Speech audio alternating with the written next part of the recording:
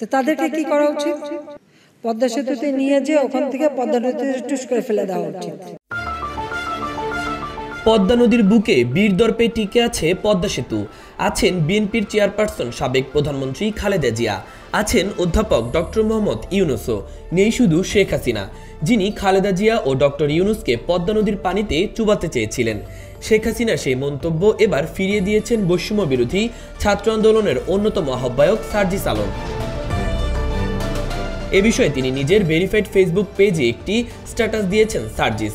তাতে পদ্মা সেতুতে নিজের একটি ছবি দিয়ে সার্জিস সাবেক প্রধানমন্ত্রী শেখ হাসিনাকে উদ্দেশ্য করে লিখেন, ইউনূস সরকারকে টুপ করে ফেলে দিতে গিয়ে আপা নিজেই টুপ করে পড়ে গেলেন কিনা তা দেখতে সরজমিনে পদ্মা সেতুতে। ছবিতে দেখা যাচ্ছে সার্জিস পদ্মা সেতুতে থেকে পানিতে যেন কিছু খুঁজছেন।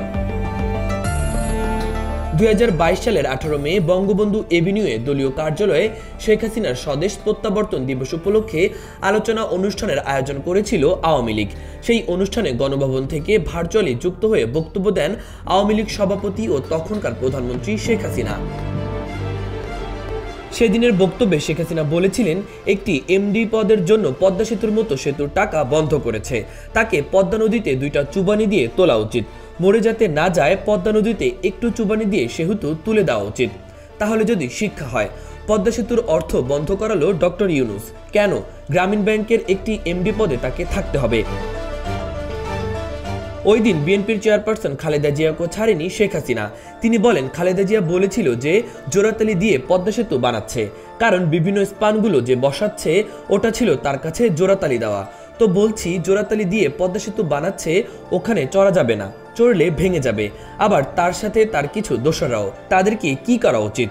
পদ্মা সেতুতে নিয়ে যেয়ে ওখান থেকে পদ্মা নদীতে টুস করে ফেলে দেওয়া উচিত। ওই মন্তব্যের কারণে গত সেপ্টেম্বরে চট্টগ্রামে শেখ হাসিনার বিরুদ্ধে মামলা দায়ের করা হয়েছে। মামলায় আওয়ামী লীগের সভাপতির বিরুদ্ধে খালেদা জিয়া ও ডক্টর ইউনূসকে হত্যার হুমকি দেওয়ার অভিযোগ আনা হয়েছে। মামলার একমাত্র আসামি করা হয়েছে শেখ হাসিনাকে। মামলার তদন্ত করছে police bureau of investigation. Mahbubur Rahman Emon, খবর সংযোগ।